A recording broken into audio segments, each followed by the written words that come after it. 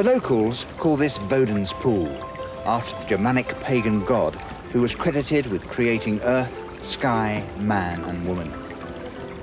The water is the source of the river Lipp, which flows from the spa town of Bad Lippspringe into the Rhine and the industrial areas of the Ruhr Valley. Today, it's a peaceful and prosperous little town, just as it was 60 years ago when Franz and Hilda Kusserow arrived here with their 11 children. What began as a peaceful idyll became an epic battle between good and evil as the Kusserows defied Hitler and the Nazi regime. Franz and Hilda Kusserow were married in 1911, 3 years before the Great War that traumatized Europe. Franz Kusserow fought for his country, but his life and beliefs were transformed. The Kusserow story has been lovingly chronicled by the eldest of the 11 children, Anne-Marie, now aged 78.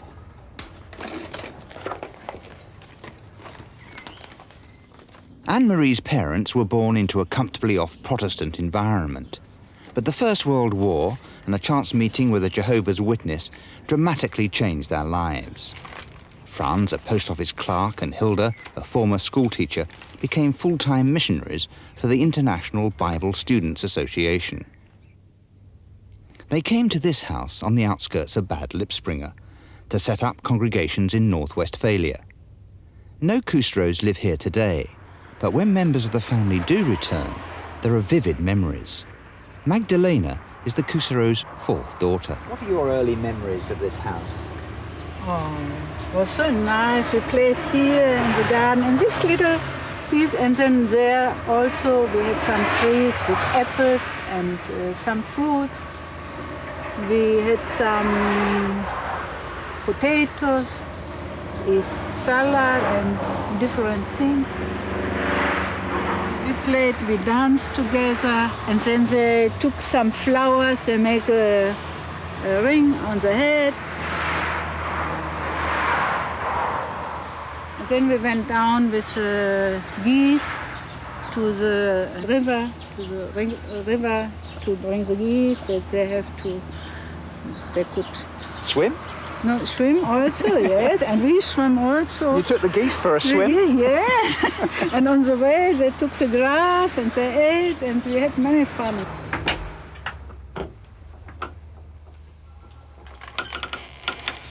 Oh, hier war ich lange nicht mehr gewesen.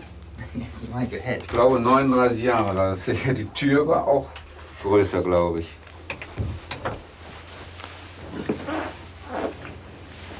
Hans Werner, now 63, was the Kusserows' 10th child. Die Zeit war sehr schön. Vor allen Dingen hatte ich ja viele Geschwister. Es war sehr schön, auch bis auf die Schule, das war natürlich schlecht, aber bis ich zur Schule ging, war das sehr schön gewesen. Every day when children went to school, they thought in advance, what will happen today? What will happen today? Wir standhaft waren, wie wir die Fahne nicht grüßten, wie wir kein Heil Hitler sagten und da in Verbindung damit im Gegensatz zu den anderen Schulkindern handelten. Some days were hard, the teacher was like a devil and he took my hand, he said, Heil Hitler, and beat me.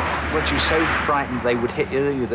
Did you never say Heil Hitler? No, we never said. Because my father said, look, Heil Hitler means the salvation comes from Hitler. As we learned of the Bible, the Heil, the salvation comes by Jesus Christ. The Kusserows' house was known as the Golden Age.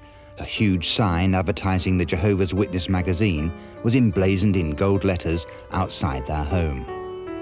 Inside, the parents gave the children their love and their time, and they taught the Bible and music, lessons which would have a lifetime's impact.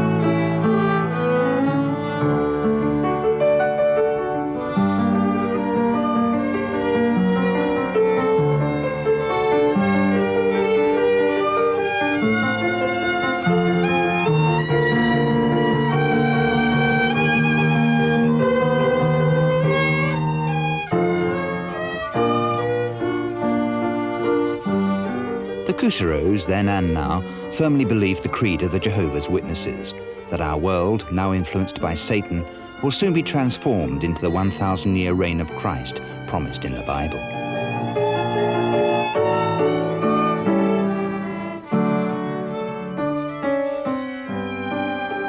The evil will die, whilst the good and faithful will be physically reborn into paradise.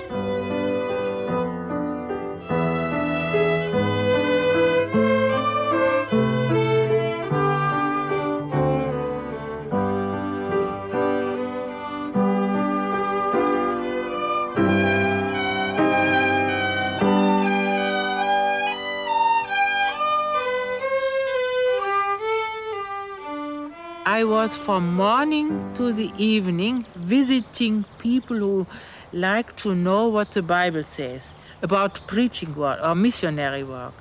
They like to receive me. Much of the literature distributed by the Kuseros came from the Witnesses' headquarters in New York. In Germany, the Witnesses were a very small sect of just 20,000 people, and yet Hitler saw the movement as a rival ideology to the Nazis. So he set out to seize their literature and wreck the organization. So where were the books and the literature? Where was it Here hidden? also, from there. Here. Under the stairs? Yes, da, from there. And also Up here. upstairs. And how many times did the police come to the house? Oh, many, many times. And they hid them here? Hier? Yes. Hier waren die Steine. Hier war Boden. Or under the eaves? Yeah, on the roofs. And then the books here 10 meters lang, hier 10 Meter, und die Bücher rein. Und dann haben wir die Steine reingelegt und Spinnweben rüber getan, hier. Und hier war ein Balken und nochmal ein Balken, muss man ganz vorsichtig gehen. They came, how many times did you say? 18 times. 16, 17, 18. And they always searched in this area? Have not found the books. The Nazis weren't easily dissuaded. The Golden Age sign on the Kuseros' house was blacked out. But although the Witnesses had been officially banned, the family maintained their religious activities in secret.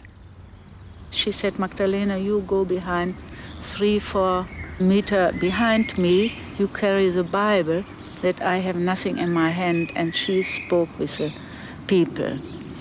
And there were one man, I don't know, was he was a stranger, he didn't belong to Bad Lippspringe.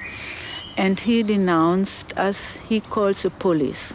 In 1936, the first time my mother was arrested to Paderborn.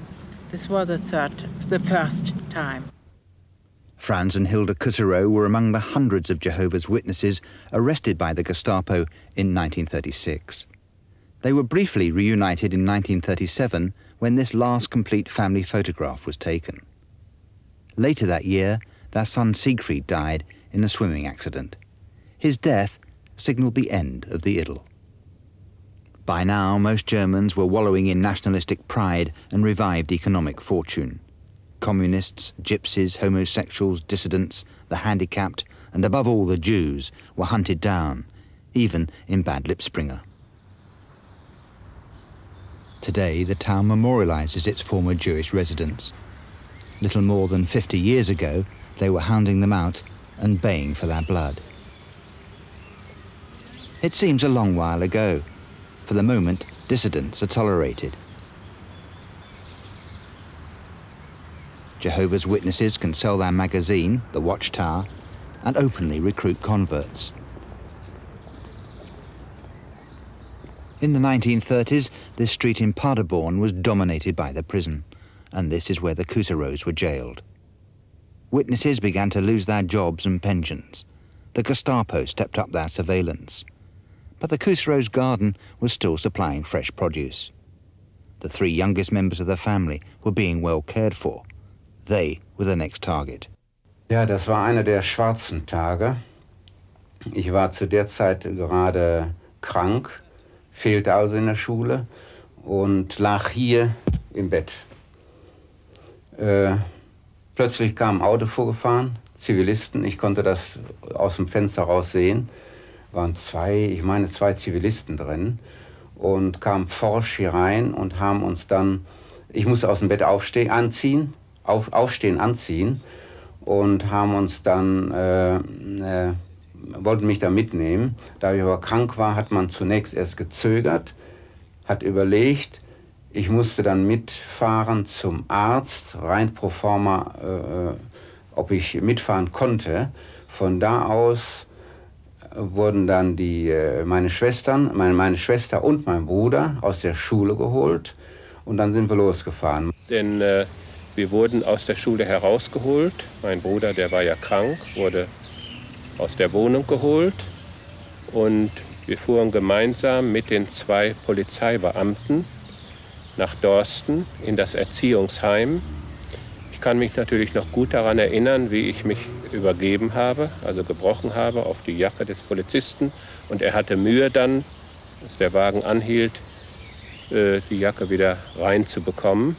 Hatte also Probleme damit. Und dann ging die Fahrt weiter nach Dorsten in das Erziehungsheim. Am anderen Morgen mussten wir das wiederholen. Das heißt, wir sollten nochmal den Hitlergruß machen. Haben wir wieder nicht gemacht. Dann hat er uns mit in ein Zimmer genommen, mussten uns über den Tisch legen und dann wurden wir grün und blau geschlagen. Das war schlimm, war das. Jeden Abend haben wir geduscht. Das heißt, die Heimleiterin, die Erzieherin, die hatte das gesehen. Die hat uns dann vom Duschen rausgenommen und hat uns dann getrennt baden lassen, damit die anderen Kinder das nicht sehen sollten. Also das war sehr schlimm, war das.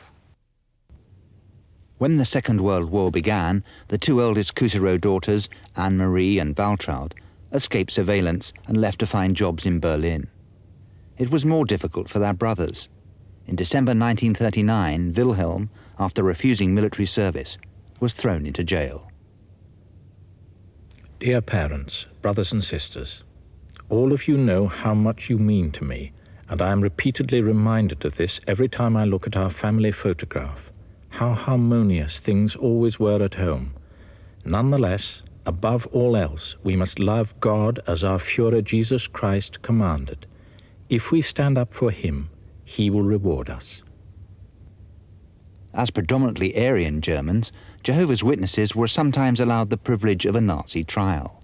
Later, Wilhelm's court-appointed lawyer, Dr. James Rohr, wrote to the family, I had long conversations with your son before his trial and admired his calm confidence of faith.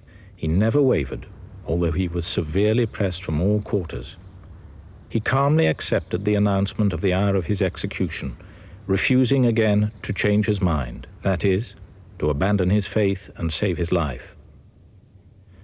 On the morning of the execution, I took his hand and said in consolation, Mr. Cousireau, you have been wonderfully strong. Remain strong now. He squeezed my hand and smilingly replied, No, doctor, don't be troubled. I am gaining everlasting life. All this is only a change. He asked me to send you his greetings. He stood upright when facing death and was dead at once. Unable to browbeat the witnesses, the Nazis tried lies and subterfuge. With an elaborate ritual of deceit, they issued certificates and reports declaring that Wilhelm Cousireau had died a hero's death fighting for Hitler and the Third Reich. For some unknown reason, the Nazis allowed the family to collect Wilhelm's body from Münster prison, where he'd been shot. His sister Waltraud helped to arrange the funeral. It shocked me deep, but Wilhelm was true until the death. I have seen the body in the little hall there, and he was in a private suite, and until here Löcher. The bullet holes? Yeah, holes, and the blood was in the mouth. There was a big funeral with a secret police around, and then with persons in uniform, policemen. And my brother Karl has said some words. And then later, my brother Karl, because he spoke a few words and the prayer, the Gestapo kept him. Karl, son number 3, was the next arrested. He was brutally tortured in Dachau and Sachsenhausen concentration camps. In April 1941, the Gestapo swooped again. After a brief release from jail, Franz and Hilda Kuserow were re-arrested, as were their daughters Hildegard and Magdalena. Nazi tenants took over the house that once proclaimed the dawning of a golden age. The Kuserows were sent to concentration camps where the witnesses were forced to wear distinctive insignia. The Jews wore a yellow star, the witnesses a purple triangle. When we went through the concentration camp, we saw this purple triangle. Then I knew there's my sister. I said, "Hello, sister, how are you? What's your name? Where you come from?" The witnesses fared better in the camps than many prisoners. Absolute conviction in their faith and strict discipline helped their morale. Soon, Magdalena was joined at Ravensbrück by her mother and her sister, Hildegard. I saw my mother. I was so happy, and she told me everything. She was happy, and it was really good because I had swollen arms. I couldn't walk. I couldn't dress myself because of this sickness. It was rheuma or something. And my mother, she dressed me. She made my hair. Despite the evil and hardship at Ravensbrück, Frau Kuserow kept her faith. Her son Wilhelm had given his life for the faith, and younger brother Wolfgang, when called for military service, showed true Kuserow defiance. I was brought up as one of Jehovah's Witnesses according to God's word contained in the Holy Scriptures. The greatest and most holy law he gave mankind is, "You shall love your God above all else and your neighbor as yourself." Other commandments read, "You must not kill." Did our Creator have all this written down for the trees? Just as Jesus Christ and his disciples were persecuted, so are God's people also persecuted today. I know for sure that if Jesus Christ were to live on earth today, he would be persecuted just as he was then. Wolfgang was beheaded on March the 28th, 1942. The night before, he wrote, "My dear parents and my dear brothers and sisters, I shall leave you as your third son and brother early in the morning. Be not sad. The time will come when we shall be together again. Those who sow with tears will reap with joy." In James chapter 1 verse 12 it says, "Blessed is the man that endures temptation, for when he is tried, he shall receive the crown of life, which Jehovah has promised to them that love him. In this faith and in this conviction I go from you, your son and brother, Wolfgang."